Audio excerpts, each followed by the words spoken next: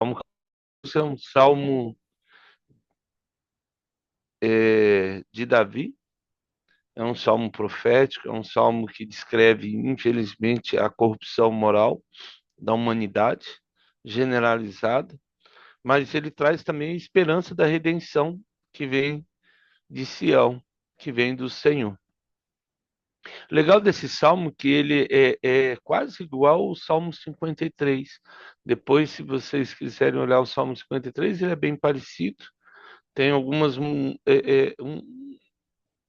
uma palavra ou outra que muda, mas a grande maioria dele é igual.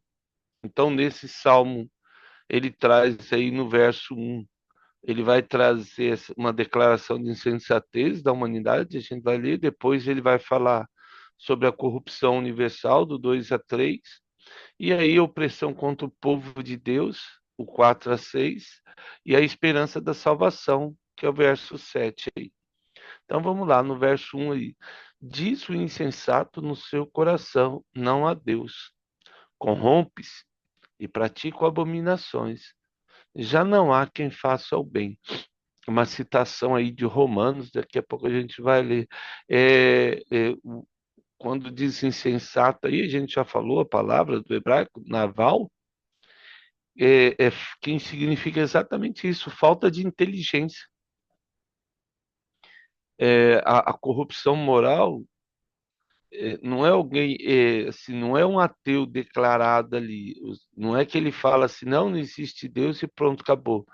Ele até sabe que existe Deus, mas é algo tão distante que parece que, não, eu vou ver uma hora e, e vai se deixando levar aí.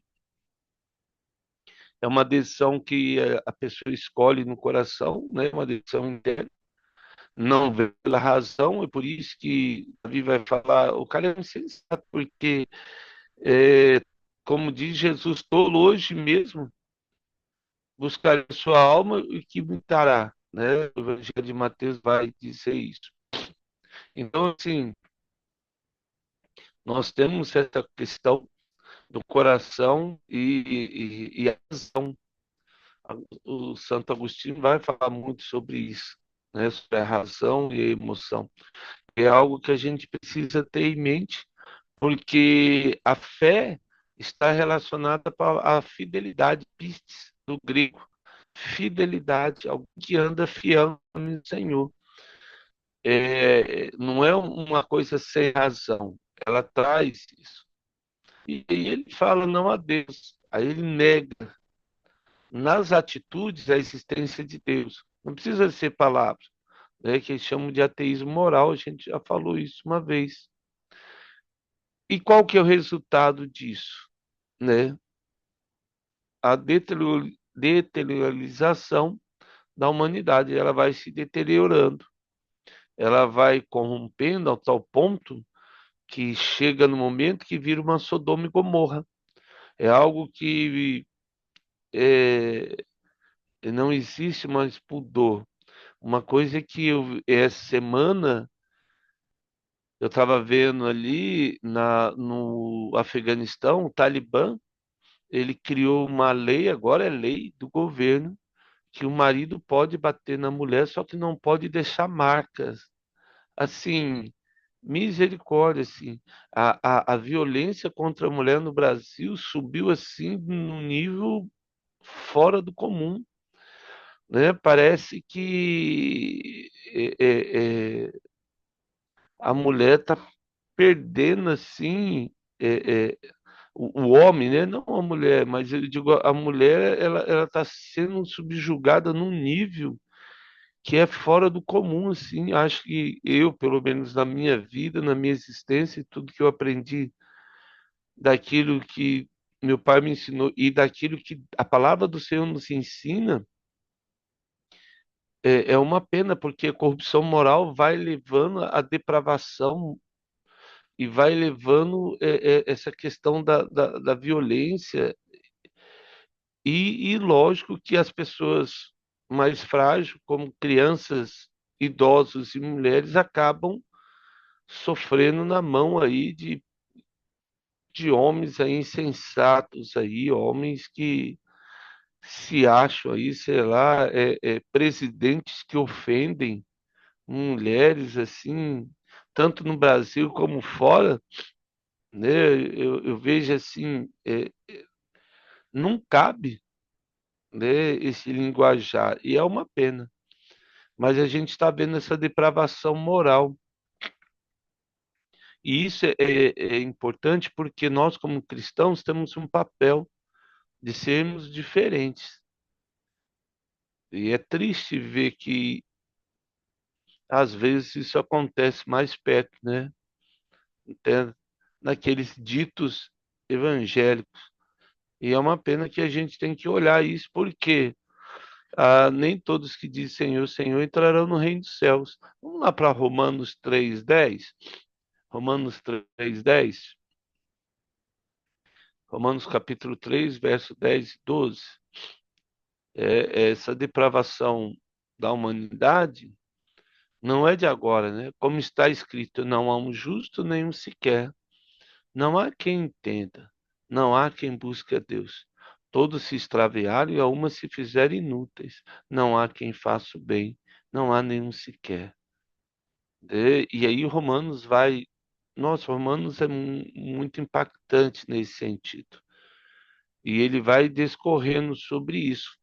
O verso 2 e 3, voltando lá para Salmos, e aí a gente tem o verso 2 que traz aí, né, essa questão da intervenção divina do céu. Olha o Senhor para os filhos dos homens, para ver se há quem entenda, sem há, se há quem busque a Deus. E a resposta vem em Romanos, que a gente acabou de ler, né? Não há um justo, nenhum sequer. Não há quem entenda, não há quem busque a Deus. Todos se extraviaram e carecem da glória de Deus. Então ele chega no verso 3: todos se extraviaram e juntamente se corromperam. Não há quem faça o bem, não há nenhum sequer. Não existe uma bondade na humanidade. A verdade é essa. Se eu faço alguma coisa boa, é porque o Espírito Santo me compeliu, me incomodou a fazer uma ação boa. Não é que eu busquei isso. Vem o Espírito Santo, como gemido inexprimíveis, como diz Romanos, e nos constrange a agir de uma maneira diferente. Então, quando ele fala lá, o Senhor olha desde os céus e olha para o homem aí, essa é uma linguagem judicial. Ou seja, ele examina um homem e pondera e ele dá o veredito. Não, não tem ninguém bom não mesmo, né? Esse é o veredito. Ele traz isso, né? Para ver se há quem entenda, quem tem esse discernimento, quem é que busca Deus, uma pessoa que olha com compaixão a vida das pessoas. E lógico que a conclusão de Deus foi o que a gente acabou de ler aí. Todos se extraviaram, né? E não há quem faça o bem. Quando nós vamos ler primeiro Crônicas 22, verso 19, vamos lá para primeiro Crônicas 22, o verso 19. Essa corrupção generalizada, essa depravação moral da humanidade, ela é construída pela religiosidade. Interessante isso, né?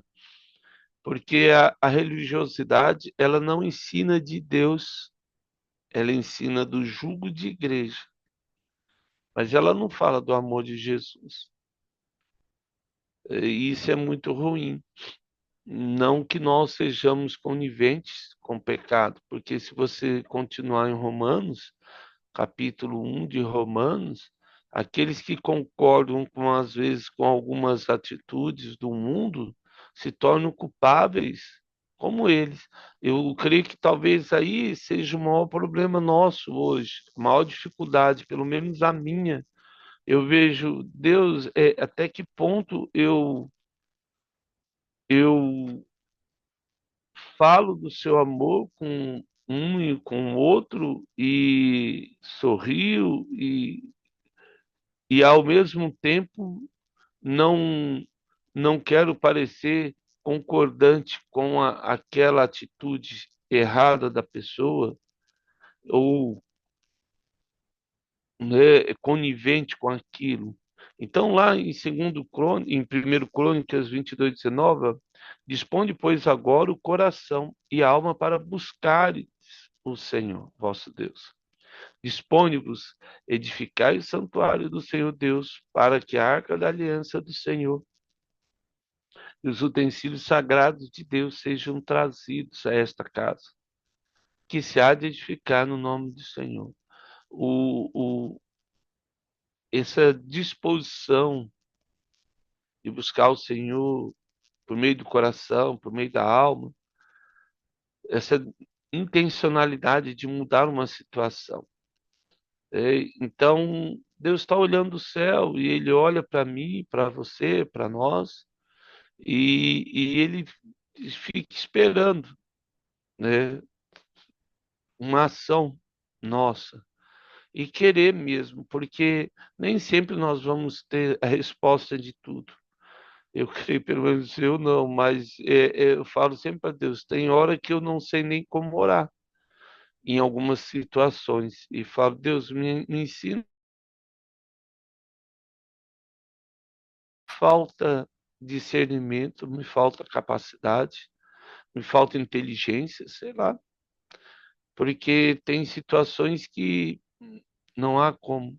E nessa hora Deus não, eu vejo que o amor de Deus é tão gracioso que ele olha para nós como olha para Davi, e Davi vê toda essa situação e é difícil você orar, porque ele vê a depravação de Israel, ele vê a degradação da moralidade, não uma questão religiosa, né? É, se a gente pensar, Mical era muito religiosa, e quando ela viu Davi dançando, quando trouxe a arca, ela desprezou ele, né? Ela desdenhou num nível assim que ela comentou, e foi nítido. E por isso ela nunca mais engravidou, foi uma pena, porque o herdeiro podia vir dela, mas não veio. E aí o verso 4, vamos lá para o verso 4 de Salmos.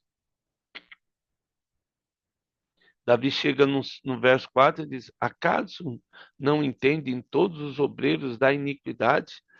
E aí uma palavra pesada, né? Que devoram o meu povo como quem come pão, que não invocam o Senhor?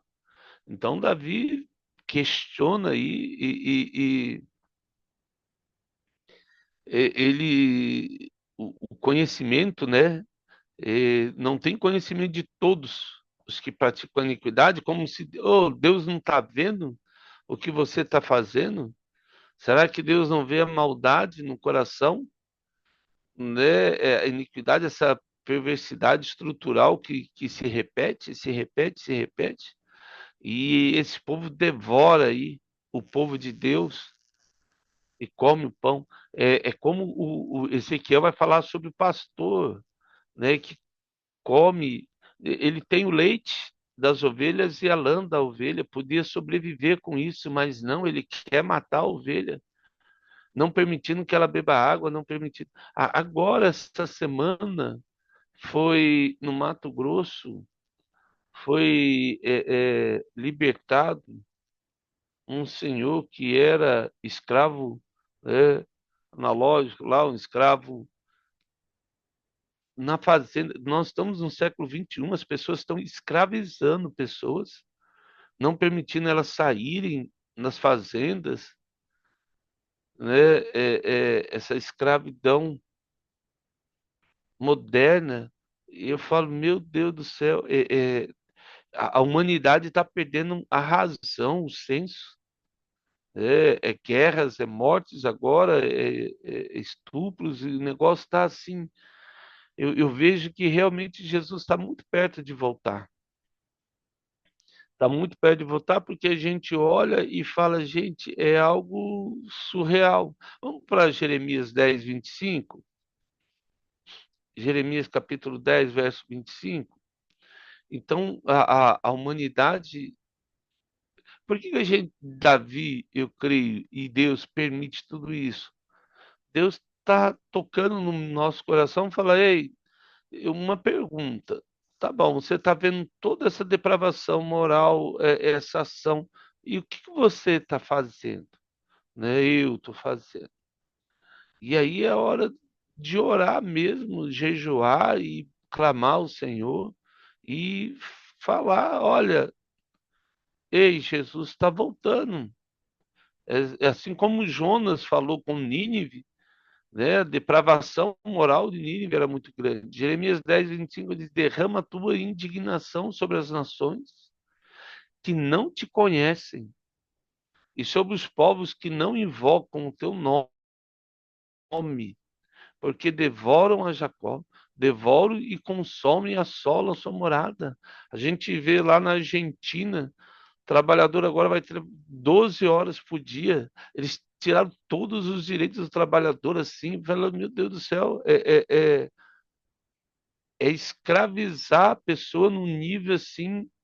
Uma coisa é você poder optar por trabalhar mais ou não, outra coisa é você ser obrigado a trabalhar mais por um determinado salário.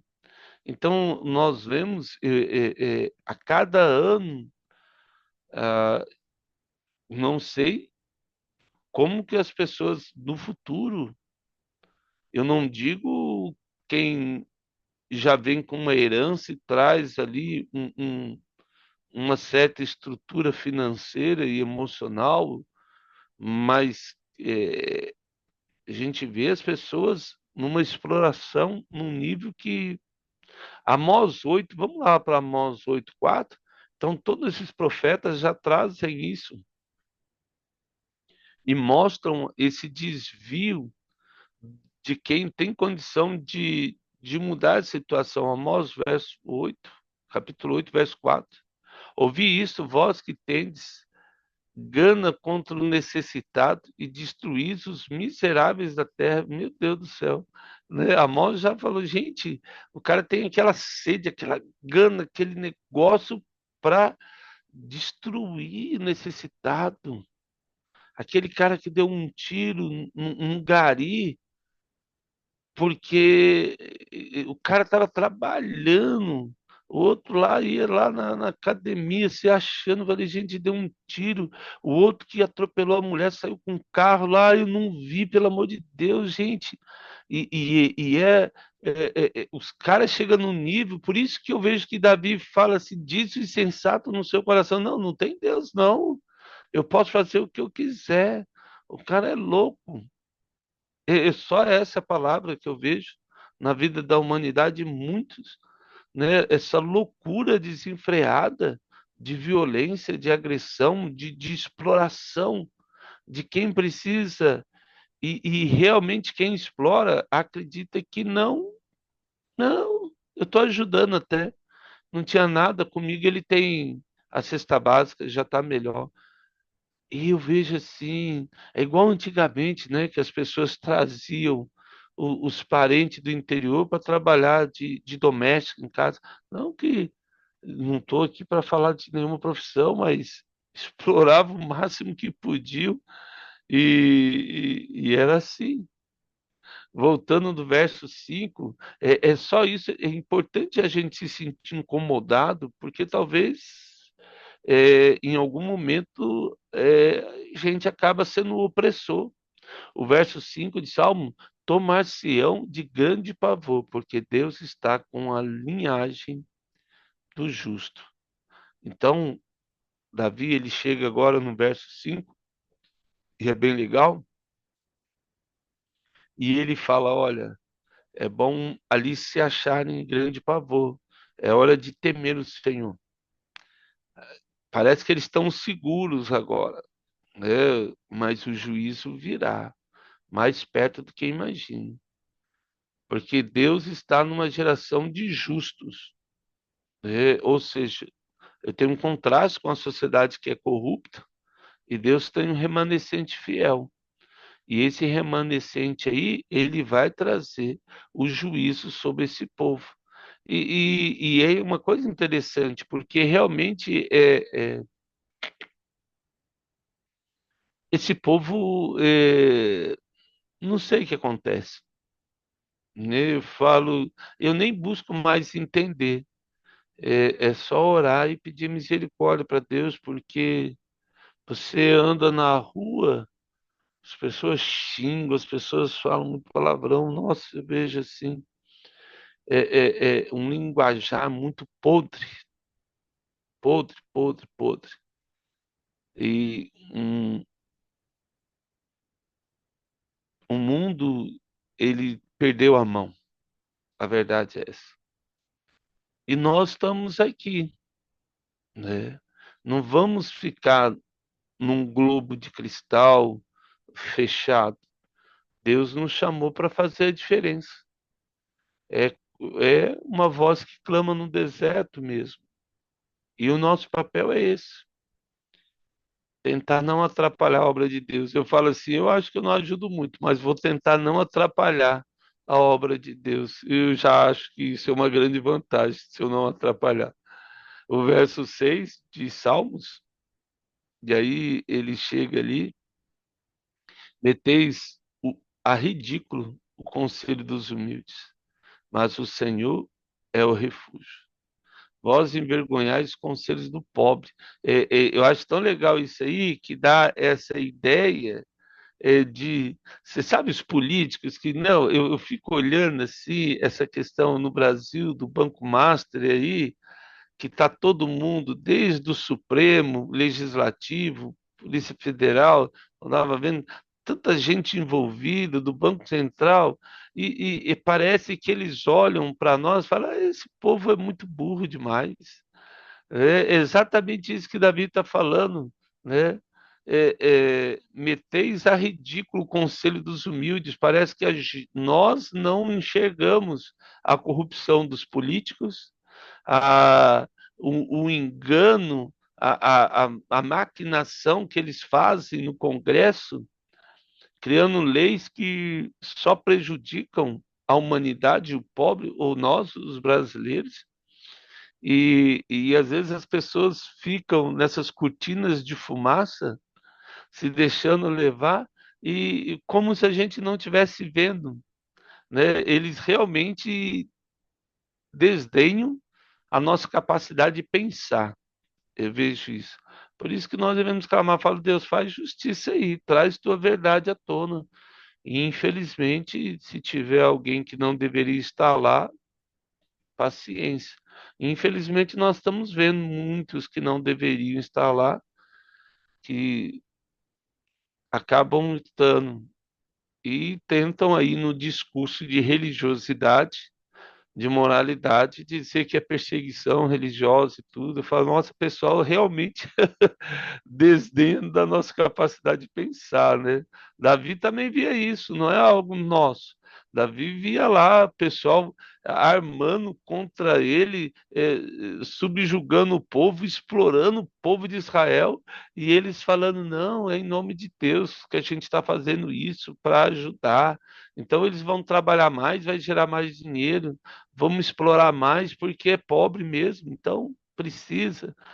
Eu falo, gente, o pessoal não teme a Deus. E aí o verso 7, Davi vai fazer algo que é tremendo, que ele faz em todos. Tomara de Sião viesse já a salvação de Israel, quando o Senhor restaurar a sorte do seu povo. Então exultará Jacó, Israel se alegrará. Deus é o refúgio, Sião, ele sempre traz essa ideia aí, a salvação de Israel, o Maxé, né? O lugar de proteção, abrigo seguro, né?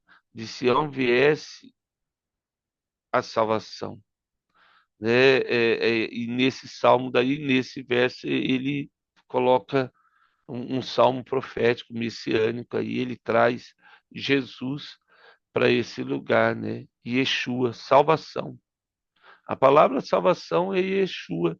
E é algo assim que a gente olha e fala assim: como é que o povo lá, quando Jesus veio, qual é o seu nome? Salvação. Será que é esse o Messias? Não sei não, hein? É, salvação, Yeshua. E eu falo, gente, é como o pecado nos cega, né? Aí Israel vai se alegrar. Então nós temos essa insensatez moral, depravação generalizada, mas Deus vê, traz esse remanescente e a esperança, né? O que a gente tem que entender no final de tudo isso, e que o Salmo 14 vai ensinar, é que o problema da humanidade, ela é moral antes de ser intelectual. Então, a questão da moralidade é muito grande. A corrupção social começa no coração. Não importa quanto que a pessoa tem ou não.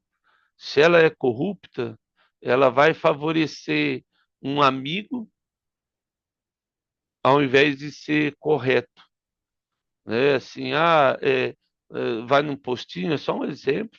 Tem um remédio lá, não, esse aqui eu vou guardar para o meu amigo, né? Ou trabalha numa loja, tem uma promoção, não vou esconder aqui para ninguém ver, depois eu chamo um amigo para comprar. E assim, tudo isso é corrupção e a gente vai faltando atos de bondade. Deus observa e julga. E a nossa esperança, né, está na intervenção divina. Que Deus, os salmos, uma coisa que você vai ver nos salmos, principalmente de Davi, ele sempre vai levar para essa questão social e o cuidado daqueles que são mais necessitados. Você vai ver muito isso nos salmos de Davi. Nós vamos ver, né, essa compaixão de Davi. Talvez eu creio que por isso seja um dos motivos dele ser um homem segundo o coração de Deus. Um homem que olhava para aqueles que eram necessitados, não tinha um discurso religioso. Davi não precisava falar muito, ele demonstrava em atitude. Que Deus, nessa manhã, nesse dia, nos desperte também a ter uma atitude como Davi teve. Amém?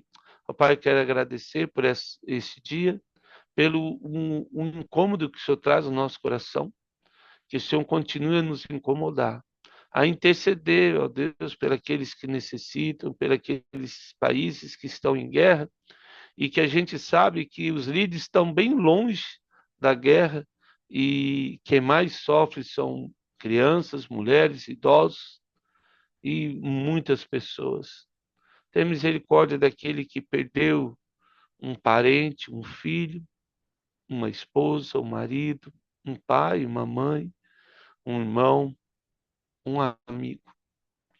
Muda a situação ali no Oriente Médio, na região da Ásia, da Ucrânia. Que teu Espírito Santo, ó Deus, venha pesar a mão desses líderes, tanto no Brasil como lá fora, que têm se apropriado daquilo que o Senhor deu como autoridade e se apropriado dessa autoridade para subjugar os povos. Levanta-se como um general e faz a tua justiça. Que ele peça em nome de Jesus. Amém. E amém. Que Deus nos abençoe. Obrigado pela honra de estarmos juntos nesse dia ensolarado de verão. Amém? Deus nos abençoe aí a fazer diferença nesse dia.